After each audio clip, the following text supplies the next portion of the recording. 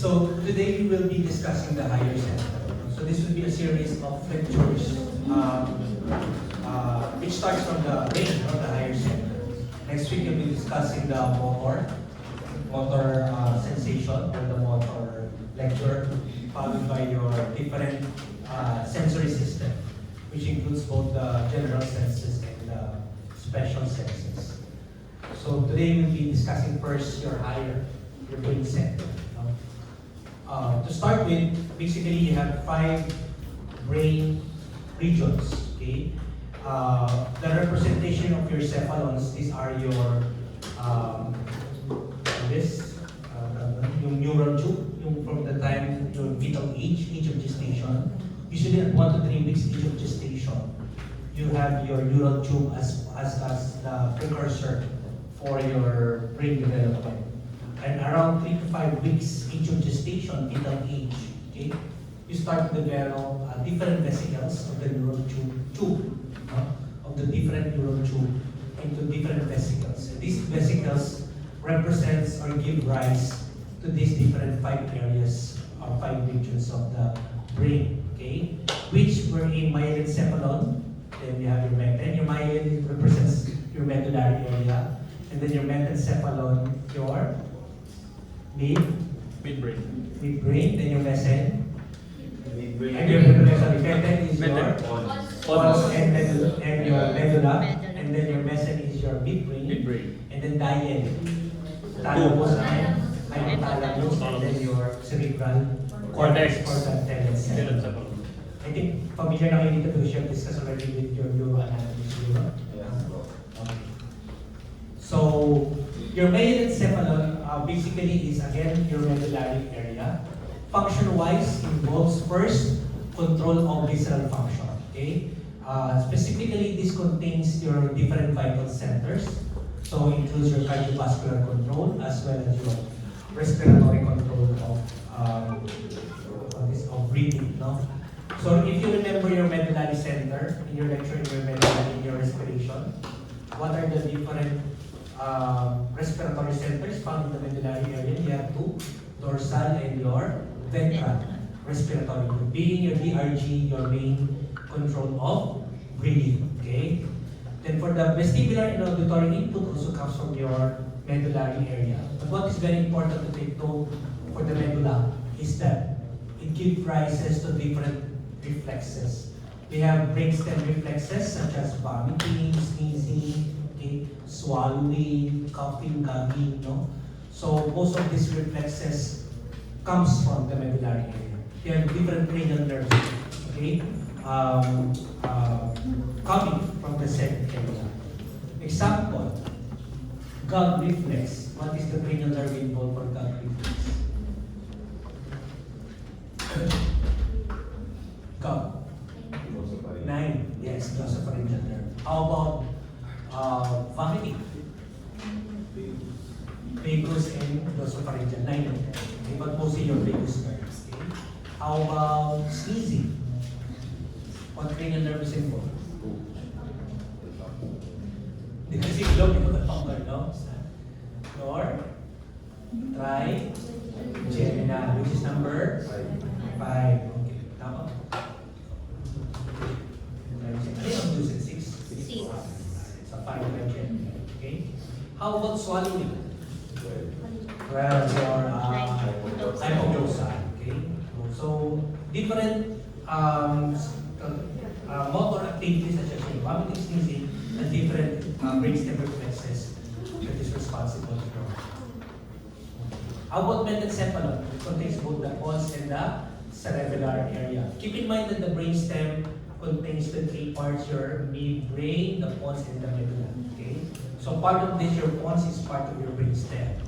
But when you talk about the mesencephalon, this comprises your pons and your cerebellar area.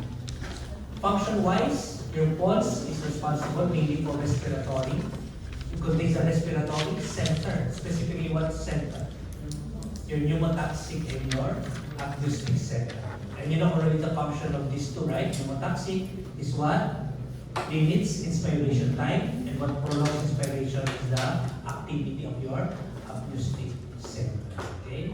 So this is also involved with vestibular control of eye movement. So extraocular eye movement. No? And your cerebellar is responsible for what we term as your feed-forward regulation of motor activity. What do you mean by feed-forward regulation? This is thought to help in preparing the muscles to perform the set required activity or required task. So it sets the tone, it sets the rigidity, the tone of the muscle in initiating the said activity. Okay, so bago mo buhatin yung isang bagay, okay, so your muscle starts to what? To contract, to move, no? So the initiation of movement. So this is feed-forward regulation, and that is the activity of your cerebellum. It provides coordination. So there are certain cerebellar disorder, no, that we will show you later. That causes abnormal motor activity, okay, which we will show you later. Okay, your cerebellum have different functional anatomy. It is divided into three. First, you have your vestibulum, okay, cerebellum area. So this is involved with what? Control of balance and eye movement. Okay, so control of balance and eye movement. So your spino or your cerebellum, cerebellum, as you can see in the picture, is involved with planning and initiation of motor activity. So this involved with sequencing and timing of movement. Okay, so motor planning. So sequencing and timing of motor movement. Okay, so bago gumalaw, alam na how will be the range, how long will be the contraction, no? What force is needed. So that is motor planning, and that is through your cerebellum area of your cerebellar. For the motor activity itself, the motor execution is due to the activity of your spinocerebellum area. Okay, so this controls the direction of movement and the range of motion of the said physical activity. For example, the hands and the feet. Okay, when you are running, when you are walking, it is different from running, correct? The distance, the range of the feet movement involves the specific contraction of your muscle to perform such activity. So for running, mas maraming nagko-contract na muscle. Mas maraming neurons or motor activity, or mas maraming natatransmit na neurotransmitter to increase motor activity, no? Such as your acetylcholine, etc. Then, what abnormalities are involved with cerebellum? So, lack of muscle coordination. For example, you have stroke, okay, infarct or bleeding of your cerebellar area, which involves the cerebellar area. So this will cause dysfunction of your cerebellum. And we know that the cerebellum is motor activity, initiation, and execution, right? So you will lose both initiation and execution and balance. As you can see in the picture, okay, ataxia or ataxic, there is lack of muscle coordination, which includes delayed initiation of motor activity, as well as poor execution of movement. So that is ataxia. Okay, lack of muscle coordination. Okay, as you can see in the picture. Okay, so parang lasing. Okay, parang lasing. So how do we perform that neurologic physical examination? Dok, ulit tayo ba?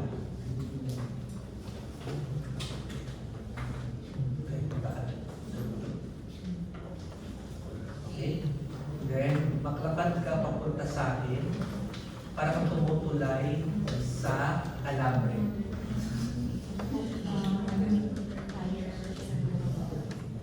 Okay, nagsiswing ba siya?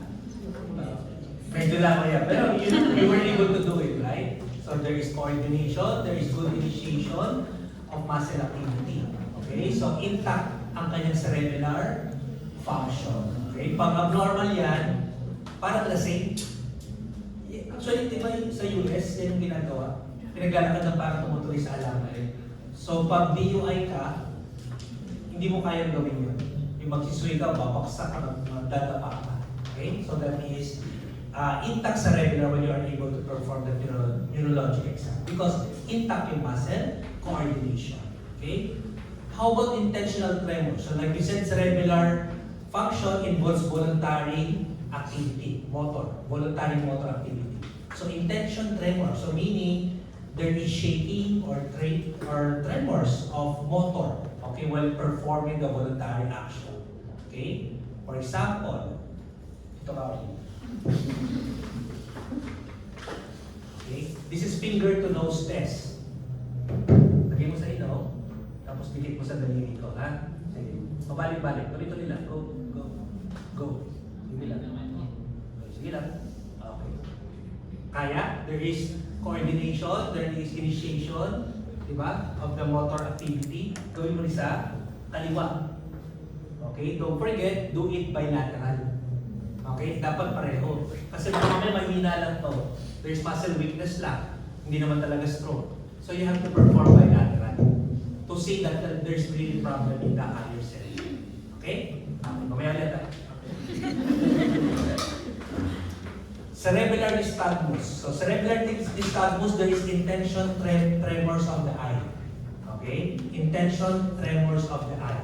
Wherein the eyesight is trying to fix, the eyes is trying to fix the eyesight on a specific object. Okay, titigan mo to. Pag tinitigan niya, gumagano yung mata. Okay, voluntarily, titigan mo to. Okay, so pag there is intention tremors of the eyes, that is nystagmus, and that is cerebellar dysfunction. Okay, ulit tayo pa. Pakita niyo sa lalim. So how do you test for nystagmus? Tingnan mo itong ballpen. Okay. So straight block yung mata niya. Yes. Hindi naman nag-tremor, di ba? Yes. Pag tremor, makikita yan tulad dito. Pakita mo ito gumagano. Okay? So tingnan mo kung there is coordination. Tingnan mo, is there nystagmus? Wala naman, di ba? Okay. Nag-diverge ba? So there's accommodation. Okay? So there is no tremor. Okay, thank you. So there is coordination. There's some negative for nystagmus. Okay? Midbrain or your mesencephalon. So the most important function of your midbrain is more of acoustic control and control of eye movement. Your extraocular eye movement. Yung midbrain, maliit lang yan, but it is in the center or in the middle. Okay? So it controls extraocular eye movement. Okay? Ano ba yung importance sa extraocular eye movement? Hindi naman siya pang eyesight eh. The muscle of the eyes. So movement of the eyes. Tingnan sa kaliwa, tingnan sa kanan, tingnan sa taas, tingnan sa baba. And it also helps you when you are doing coordinated walking, moving, turning. Okay? Without intact extraocular eye movement, hindi mo alam kung saan ka magte-turn, your space. Okay? Pwede kang madapa, mahulog. So there will be incoordination. Okay? So what cranial nerve are involved with extraocular eye movement? 3, 4, actually kasama 6. Okay? 3, 4, and 6. Ang gusto ni 6. No? So 3, 4, and 6. So how do you test for intact extraocular eye movement? So muscle movement of the eye. You have your superior, inferior oblique, lateral, medial rectus, no? So how do you test that? You test the eye movement. Okay? Neurologic test. Wali tayo ba? Pakita na yun. So you check all the extraocular eye movement. So big letter H. Okay? Sundan mo to ha. Sundan mo ng mata. Huwag gagalaw ang ulo. Ha? Okay? Big letter H.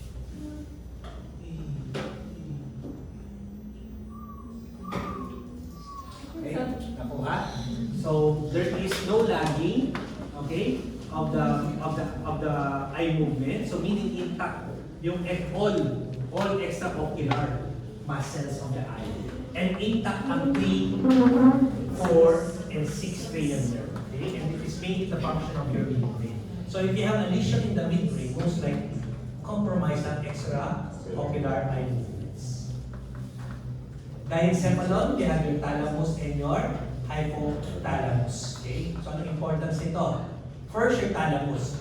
Your thalamus area, your thalamic area, or thalamic nuclei, narinig nyo na siguro ng thalamic nuclei, it contains a lot of nucleus. It contains a lot of what we term as relay, series of relay nuclei. Okay? Relay. So when you say relay, it is able to what? Transmit. It is able to sort. Sortation. Parang Lazada. Nandun na raw sa sortation facility. Diba? So hinihintay mo, tagal. Bakit sinusort? Kasi tinitignan mo saan i-deliver. Sa iba, mamaya magkamali ng delivery, di ba? So there's sortation. Saan dadali? Sa Laguna ba? Sa Valenzuela ba? Etc. So same thing with the thalamus. The thalamus contains a lot of relay nuclei wherein they sort the said stimulus and bring it up, ascending pathway, and bring it up to the specific part of the brain. Specifically, the somatosensory cortex area. The somatosensory cortex area also, which is part of your parietal, okay, parietal lobe, okay, parietal cortex. There are specific areas of your somatosensory cortex area that represent, okay, the specific body part, okay.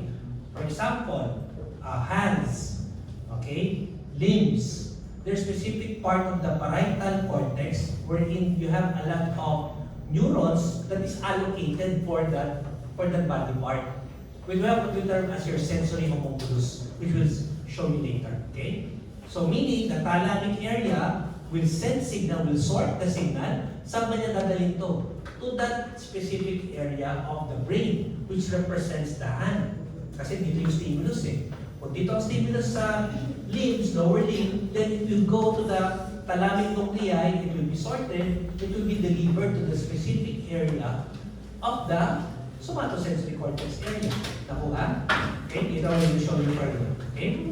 So it contains a lot of nuclei. So it is able to sort and relay the sense signal. So nag-stop over muna dyan. Tapos ipoprocess, then saan niya dadalhin? What part of the brain? So this information can be executed, will be processed and executed. No? Alright.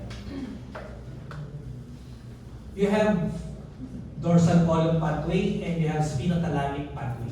For the dorsal column pathway, as you can see, this is responsible for sensation of fine touch, pressure, two-point discrimination, and proprioception and vibration sense. Actually, this will be discussed further later on sa general senses. But to touch na lang, no? You have, for example, this is the right, this is the left side, diba? Right, left side. So on the right side, for example, there is a vibration sense, okay? On the lower limb, vibration sense on the lower limb.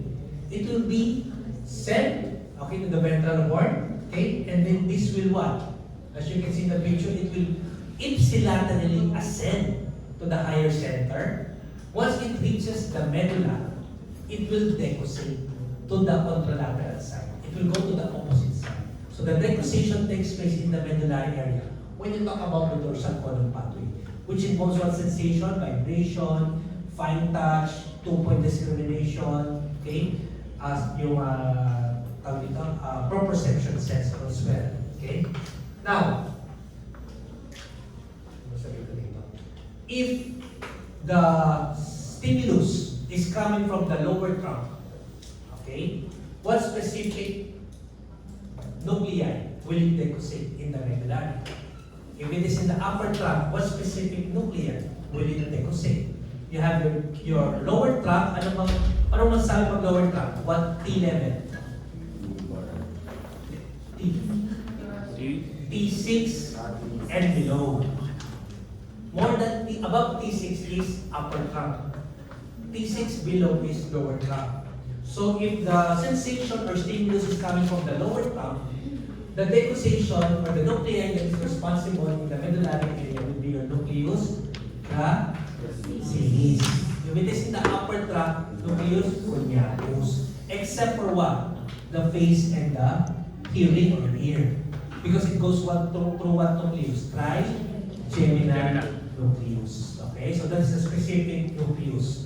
Then it will decussate on the other end, and then it will rise up or ascend contralateral to the higher center. Okay, nakuha? Then on this higher center, your somatosensory cortex area, there's a specific part of that part of the cortex which represents the hand, the limbs, etc. Which we'll show you later. Ha? Mamaya natin sabihin yung dahilan. How about spinothalamic tract? So, this is also termed as your anterolateral pathway. Okay, so this involves sensation of temperature, pain, and light touch. Okay, so for the pain and temperature, it goes through your lateral spinothalamic tract. Okay, for crude touch and pressure, it goes through your anterior or ventral spinothalamic tract. Okay, what is the difference between the dorsal column pathway and the spinothalamic tract? The decussation. Kung saan siya mag-cross. Okay? If you have the sensation of temperature, hot or cold, pain sensation, it will decussate in the ventral or in the spinal cord, not in the medulla. Okay? In the first order of neuron, okay, it will cross to the opposite side already. Unlike in the dorsal column pathway, decussation takes place in the nuclei, thalamic nuclei, in the medullary area. Okay? So, what is the importance of this? For example, you have Brown-Séquard syndrome. What is Brown-Séquard syndrome? Dissection of the spinal cord, maybe because of trauma or lesion, tumor, no? Okay. So for example, this is the right side, this is the left side. And I have a hemidissection of the left. Left. Hemidissection of the left. Ventral form. Okay? What sensation will be lost? For pain and temperature, is it ipsilateral on the affected side or contralateral on the affected side? Ipsilateral.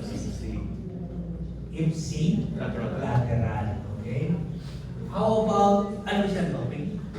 Pain and temperature. Okay. How about vibration sense and or maybe fine touch? Ito yung naapektuhan.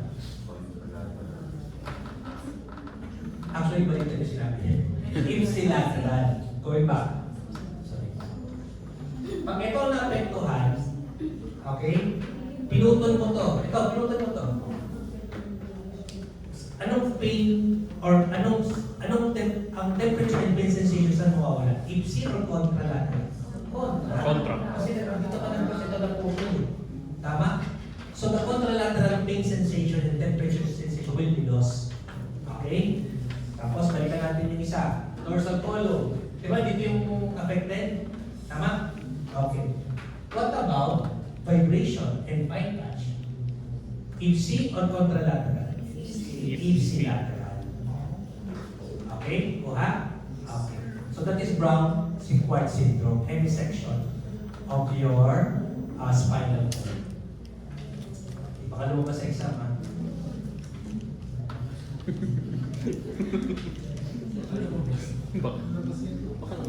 Baka lang naman. Okay. This is your hypothalamus on the other hand. So for the thalamus, this involves endocrine control, okay? Endocrine hormones release. Okay, so you have stimulating hormones being produced or being released by your hypothalamus. Okay? To let your different endocrine glands to produce specific hormones.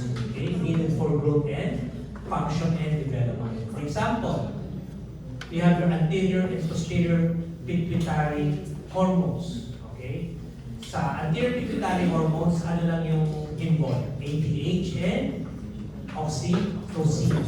The rest are anterior pituitary hormones. So dalawa lang sa posterior, ha? ADH and oxytocin. The rest is anterior pituitary hormones. Okay? So ADH, what is ADH? Anti-diuretic hormone, which is involved with what function? Water absorption or water balance. Okay? Another example, how about CRH? Corticotropic releasing hormone.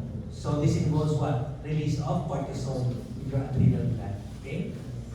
How about GnRH? trophic releasing hormone. So this helps what? Sexual development, diba? Or spermatogenesis, etc. So release of both your FSH, follicular stimulating hormone, and your luteinizing hormone. Okay? What is PRH? Prolactin releasing hormone. What is PIH? Prolactin inhibiting hormone. Okay? Also termed as your dopamine. Okay? Another term for prolactin inhibiting hormone is your dopamine. Other function of your hypothalamus aside from endocrine function, regulation of body temperature. Okay, so anterior hypothalamus will respond to heat sensation. For cold sensation is your posterior hypothalamic area. Okay. How about food intake? It is also controlled by your hypothalamus, both your satiety and your feeding center. So if you have damage of your ventromedial nucleus, which controls your satiety center, so lagi kang gutom, kain ka ng kain. So this can result to obesity or because of hyperphagia. Pag lateral hypothalamus naman ang affected, lesion in the lateral hypothalamic area, feeding center ang affected. So mangyayari, alam mo, kumain ka na, ayaw mo kumain, no? So it will result to aphagia and later on anorexia. Sana all meron. Pag naman, stroke yun. Tumor ba yun? It also controls water intake, no? So third center are located in the lateral hypothalamic area. It also controls your circadian rhythm. So cortisol levels are being released, no? Usually higher in the morning, then goes down at night. Para sa mga cortisol? Stress, diba? So, kailan bang stress? Umaga, hapon, school, diba? Activity, gagawin ni Aris kayo, magbabiyahe kayo, etc. Stress. So cortisol is, the release of cortisol starts higher in the morning, then stabilizes in the lunchtime, afternoon, then it goes down pag matutulog ka na sa gabi. Okay, that is the normal circadian rhythm. Okay, so it also produces melatonin. Okay, that is needed for sleep and wakefulness. Okay, kaya pag yung mga graveyard shift, yung mga nagtatrabaho sa call center, paggabi, madaling araw, there's disturbance of their circadian rhythm. So they are unable to cope up with stress. Diba? Stress yan, diba? Nakakasakit sila. Diba?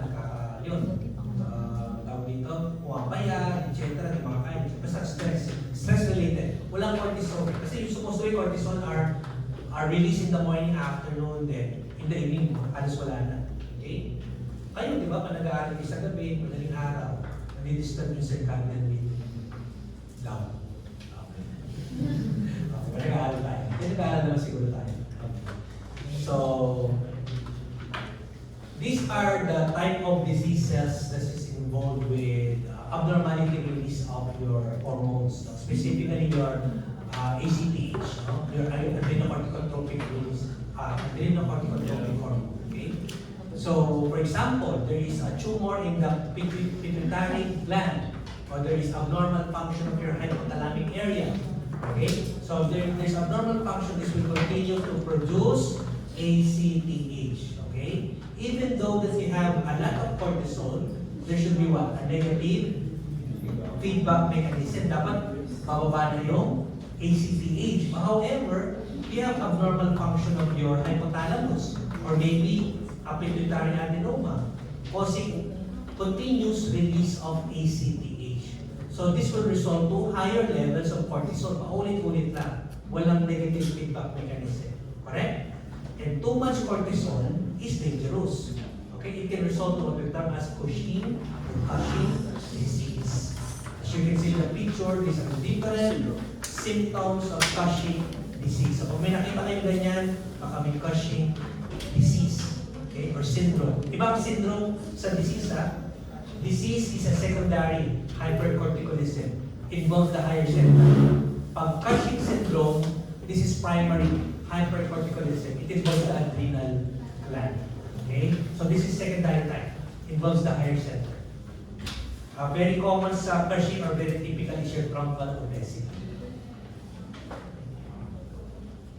Okay.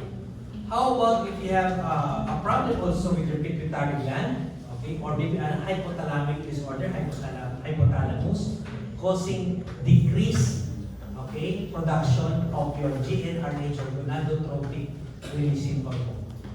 Okay, so if you lack GnRH, you lack release and production of your FSH and LH. So if you lack this, you lack testosterone. You lack secondary male sexual characteristics. Okay? That will result, as you can see, to what we term as incomplete puberty or Kallmann syndrome. Okay? So low testosterone level. So meron kang gynecomastia, okay? Low libido, erection problems, lack of focus, depression, no? Yan. Man boobs, constant fatigue, yan, lahat yan. Okay? That is Kallmann syndrome. Okay. Your brain or your cerebral cortex, your telencephalon, can be divided down in the middle, no? Lengthwise, into two halves. You have your left and your right cerebral hemisphere. Diba? Nasa anatomy yan, yung anatomy. Okay? So, as you can see in the picture, you have a lot of folds. No? Parang bigo pa ng manok, no? Isaw. So, you have a lot of folds, you have a lot of grooves, sulcus and gyri or gyrus. Okay. Having a lot of folds, no? And a lot of grooves, ibig sabihin niya malalim yan, hanggang ilalim yan. No? Tapos may fold siya, tapos parang tiniklop na damit, no? Tapos malalim pa siya, ibig sabihin ng ilalim, meron yung sulcus niya, nag-extend hanggang baba. Tama? Hindi siya yung parang isang papel na, para siyang 4D, malalim. No? What is the importance of having a lot of sulcus or sulci and gyrus and gyri? Parang siksik na siksik, di ba? Parang tiniklop, parang siksik na. It tells us that having a lot of sulci and gyrus creates a very, very large surface area. If you have a lot of surface area, it means that you have a lot of neurons. You have a lot of gray matter. Nakuha? So if you have a lot of gray matter, you have a lot of neurons. Kasi gray matter coming from the neurons, from the soma body, the soma. The white matter is coming from the, kaya siya white eh, the axon. The axons contains myelin sheath. That myelin sheath creates that white, yung gano'n itsura, white matter. Okay? But since the neurons are very, very dense, the soma body, part of the nerve, okay? This creates a darker color, which is the gray matter. And the brain has a lot of gray matter. So meaning it has a lot of neuron cells, okay? So this provides what? Better coordination, better motor activity, as a better processing, cognitive function, etc. Okay? So better processing of information and execution of response. Okay? So pag mas marami naman ang utak mo, totoo na talaga magaling madali na. Smart, no? Okay? So, pag malaki ang ulo, sana may naman. Sana may naman. So, that is the reason. No? So again, it creates a large surface area. Okay? Part of the anatomy, central sulcus or your sulcus of Rolando. Ano yung importance ng anatomy niya? Yung central sulcus. Broca's area. It also divides your parietal and your frontal. So it divides your somatosensory and your motor cortex. Okay? It also provides boundary between the parietal and the temporal. Okay. Ito, nakita niyo na siguro sa anatomy. This is your sensory and your motor homunculus. This is a representation of the different body parts occupying the brain. Okay? Different body parts occupying the brain represented as neurons. Okay? In the specific part of the brain. For example, sensory. Somatosensory cortex area, which is your parietal lobe. Ilang lobes ba meron? Frontal, parietal, temporal, and insula. Okay. Now, ano ba sabi ko? Sensory, no? Okay. Sensory is part of the parietal lobe or parietal cortex. So like I said, representation, okay? The bigger the representation of the body part, it is directly proportional to the number of neurons available in the said parietal cortex. Sa mukha, ano ba pinakamalaki? Ay, sa body part, ano ba pinakamalaki? Mukha. Lips. Pare, pisngi. Kaya sa paling ito masakit eh. A lot of sensation. Makipag lips to lips ka, masarap. Diba? A lot of sensation. Marami kang sensory receptor. Keep in mind, the representation in the neuron, okay? Representing the neuron in the brain corresponds also directly proportional to the number of sensory receptor in the said body part. Kung malaki ang lips dito, sabihin maraming neuron, marami ka rin sensory receptors sa lips. Fingers, okay? Especially this one, fingers, malalaki, sabihin maraming neuron. In your hands, you also have a lot of sensory receptors. Kaya very sensitive ang hands, di ba? Yung fingers, diba? Okay. So the lesser representation, the lesser is the number of neurons, the lesser is the number of sensory receptors in the cell body part. Nakuha? Example, upper back. Nakikita niyo ba yung upper back dyan? Wala, di ba? Because konti lang din ang neuron, konti rin ang sensory receptor sa likod. Okay? There is a poor two-point discrimination. Poor two-point discrimination on the upper back compared to your finger. Okay? Halika ito. When you say two-point discrimination, you are able to discriminate and distinguish two-point stimulus. Okay? So, pag mas marami kang sensory receptor, mas madidistinguish mo siya. Tama?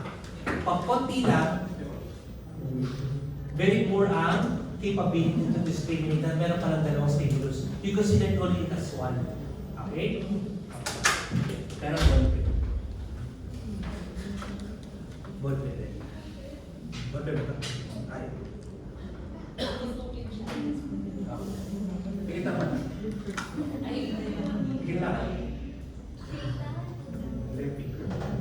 Pikit lang. Ilan ba?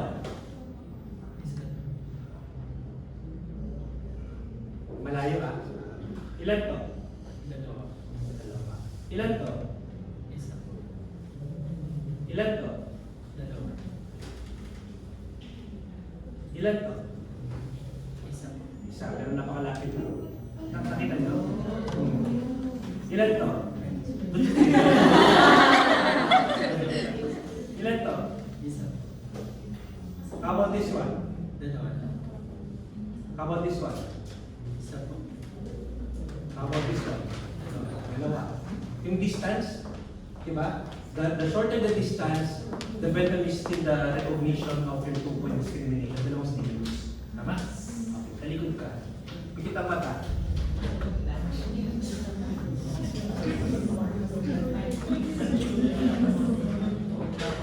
Okay.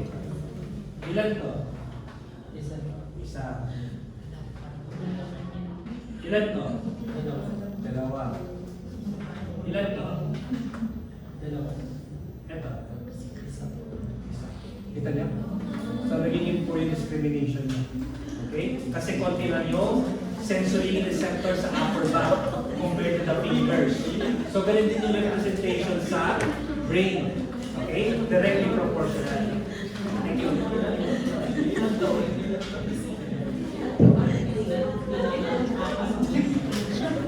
Same thing goes to for motor. Okay? For motor. The representation for motor homunculus, the greater the representation, motor motor. Bibig, talking. Okay? You have a lot of neuron. Kaya may madandal. Marami kayong neuron sa motor homunculus. Okay? The bigger the mouth, representing the brain, the better the motor activity. Okay? Kuha. Hands. Malaki sila compared sa limbs. Tama? So you have a lot of neuron for the hands, for motor, that's why you have able to type, fine motor movement, okay? So because they have a better representation, and of course, you have a lot of motor signals being sent to your fingers and hands compared to the legs. So fine movements, no? One delicate movements. Okay? Next. Ito more of memorization na lang to, I think, na discussion na to sa anatomy. So, the primary motor area, which involve motor planning and programming as well as execution, motor area 4. For, again, a table presentation which we have showed you a while ago. So, the primary motor cortex involves the motor homunculus, which represents the different body parts. The bigger representation meaning capable, okay, of fine motor activities. So, if you have a lesion, for example, you have a stroke, diba? Hemisphere, left and right. So, if I have stroke in the right hemisphere, which covers the primary motor area, there's no blood supply in the primary motor area. There will be an infarct in the primary motor area. Okay? What will be affected? The contralateral or the ipsilateral? The contralateral. It will result to a weakness and paralysis of the contralateral side. Kaya kapag mga stroke patient, mahina ang kaliwa, most likely, right ang stroke. Okay? And vice versa. So, again, okay na ito. Motor. Okay, kunin na lang. Memorization na lang yung function.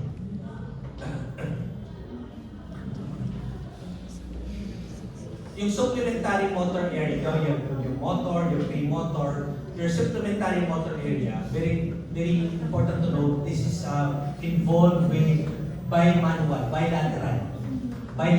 muscle motor activity or bilateral muscle coordination. For example, you are walking left foot followed by your right foot, followed again by your left foot, followed again by right foot. Hindi naman puro left foot, unless pilay ka, no? And then when you turn, ano mauuna? Is it the right foot or the left foot? There should be coordination by manual movement, and this is due to the function or through the function of your supplementary motor area. Okay? So planning, rehearsal of a bilateral motor movement. So paano maglalakad? Hindi dapat pareho pa gumalaw. Paano kang iikot pag turn? So both feet left and right should move. And it is through rehearsal. And it is through your supplementary motor area. So ito kami sa dito lang ito. Broadman area. Okay, kabisado. Okay, basal ganglia. I want to mention this. Basal ganglia controls what? Rate of motor activity. Okay? So, do you excite or do you decrease or inhibit motor activity? Okay? So, it involves it controls rather voluntary motor activity. So, it is involved with planning, initiation, as well as how long will be how long will be the motor activity, the contraction of the muscle, range of motion, etc. So, we have two pathways, direct and indirect pathway. Okay? Huwag niyo muna tingnan yung indirect. Tingnan niyo muna yung direct pathway. Okay? So, for direct pathway, typically, when you say direct pathway, it enhances motor activity. Okay? It allows motor activity. Pag indirect, it inhibits motor activity. Okay? Going back. Direct pathway. So for the direct pathway, normally, your globus pallidus internus releases GABA. And what is GABA? Inhibitory. So this will inhibit what? Yung thalamus to release excitation. Okay? Tama? Correct? Okay. However, through the motor cortex release of glutamate, the glutamate is excitatory, which will excite your striatum to release its inhibitory GABA. Tama? Inhibitory ito, di ba? The GABA being released from the striatum because of the excitation. GABA is released from the striatum. This will inhibit what? The GPI, the globus pallidus internus. What will it inhibit? The release of the GABA coming from the globus pallidus internus, correct? So there will be no inhibition. There will be disinhibition. Nakuha? Disinhibition of your thalamus. So there will be what? There will be no inhibition or disinhibition. This will cause excitation, release of excitatory neurotransmitter, and cause motor activity. Kuha? Again, going back. Normally, your GPI releases GABA. Your GABA inhibits your thalamus. No excitation. However, through programming, may sensation, kailangan tanggalin mo yung kamay mo kasi mainit eh. Diba? I mean, hawak mo yung tapos uminit, kailangan mo tanggalin, di ba? There is sensation.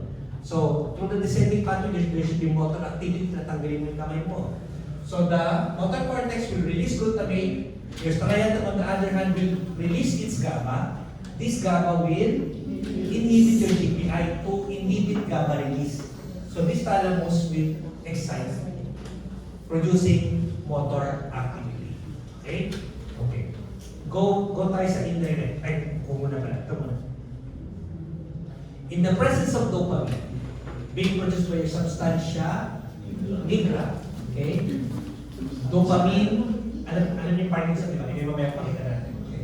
Dopamine attaches to your D1 receptor found in the direct pathway. D1 receptor found in the direct pathway will enhance, okay? The D1 receptor are found in the striatum, ha? Once dopamine attaches to the D1 receptor found in the striatum, this will enhance the release further of GABA. So again, same pathway will inhibit the GPI to inhibit the release of its own GABA, so the thalamus will further excite motor activity. So dopamine enhances, okay? Dopamine enhances motor activity through the D1 receptor in the direct pathway. Punta tayo sa indirect. Indirect pathway, you have your subthalamic nucleus, STN. Subthalamic nucleus. How does it inhibit? Sabi natin indirect, inhibit motor. Okay? Your STN releases excitatory neurotransmitter glutamate. Okay? This glutamate excitatory will excite your GPI to release GABA. And the release of GABA will inhibit your thalamus. No motor activity. There will be inhibition. Nakuha? That is indirect or inhibitory pathway. Okay? So, magkaiba sila ha? Direct and indirect. So, direct excitation, indirect inhibition. Okay? Now, how will I disinhibit the indirect? Again, through dopamine. The dopamine, coming again from the substantia nigra, will attach to the D2 receptor in the indirect pathway. Okay? This also stimulate release of GABA, which is inhibitory. Tama?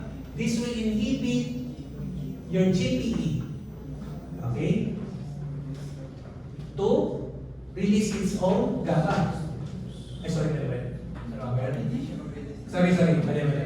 Para hindi mag-release ng... Sorry, ito. Kailangan mawala ito eh. Ayun, okay. This will stimulate your globus pallidus externus to release GABA. This GABA will inhibit the subthalamic nucleus to release excitation of glutamate.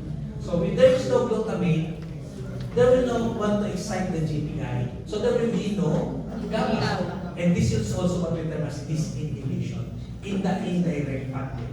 Tuha? So if this is disinhibited there, this will cause excitation, causing motor activity.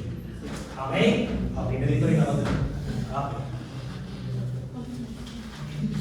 So this is Parkinson's disease. Okay? Lack of dopamine in the substantia nigra. Okay? So as you can see, there is poor initiation and then lack of coordination of motor activity. Okay? So actually, ang Parkinson hindi lang sa labas ang motor activity. Ha? It involves swallowing, breathing, GI movement, kaya ang mga Parkinson can experience constipation, okay? Can experience difficulty in swallowing, okay? Difficulty in breathing later on, okay? So that is advanced Parkinsonian disease. Okay. What is Huntington's disease? I find out. Okay. Huntington's disease, nakita kayo sa labas yan, di ba? Yung daming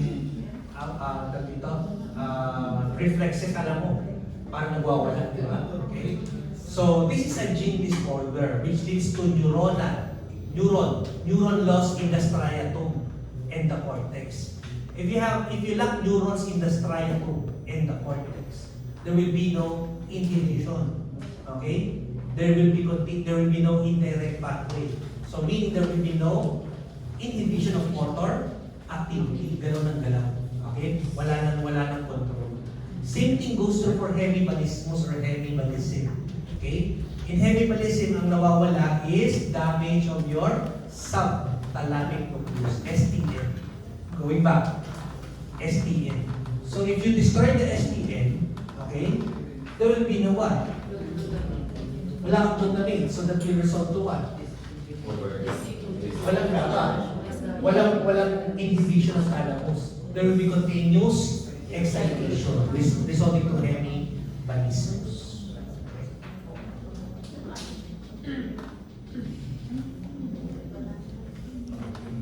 Ito, kabisaduhin na lang yung mga association areas. Are you familiar with Wernicke's and Broca's aphasia? Yes. Okay. Prefrontal association, prefrontal cortex. Ito. Okay? Prefrontal cortex is associated with critical thinking, ambition, what is right, what is wrong, okay? Mathematical solution, okay? Conscience, okay? So, yan. Okay? So, kung malaki noo mo, matalino ka.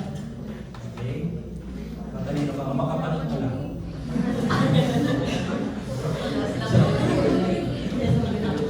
Matalino ka. Okay? Alright. We have two hemispheres, right? Dominant and non-dominant. Okay.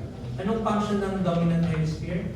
For analytical thinking, academic intelligence, language comprehension. Tama? Ang non-dominant is more of the art, appreciation, music appreciation, non-verbal ideation, no? Identification of objects by their form, no? So, yeah. Stereognosis. What is stereognosis? Hindi makaalala mo kami na topic. Stereognosis yun. Asti. Pero pag stereognosis, you are able to actually not recognize. You are able to describe. Non-identify, describe.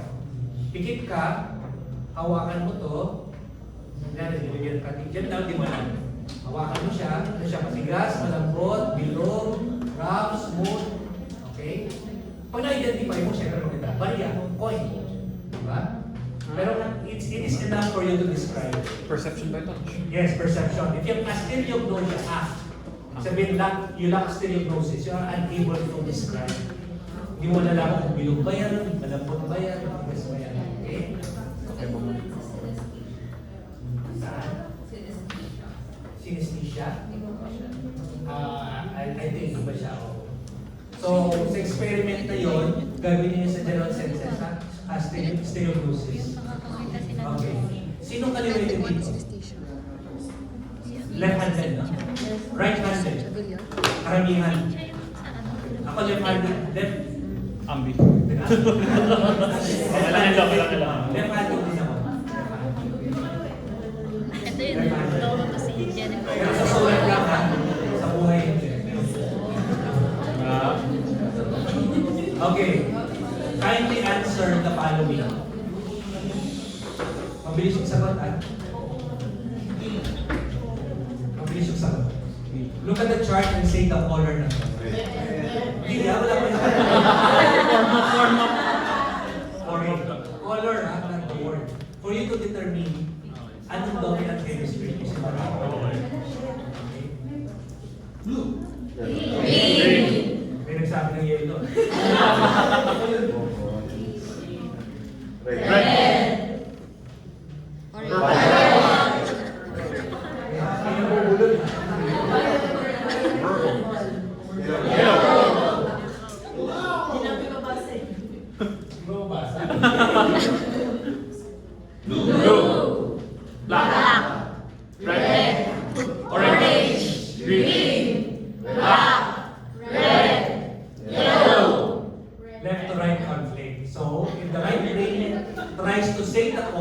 but the left brain insists on reading the word. Okay?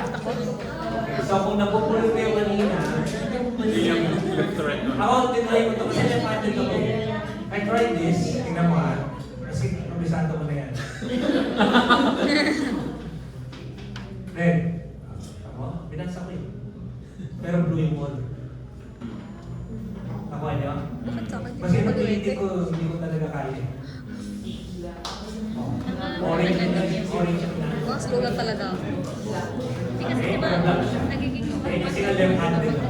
sasabihin niya, Okay, hindi ko rin so my dominant hemisphere most likely. Magbabasa ko ng for sulat. Okay, thank you for listening.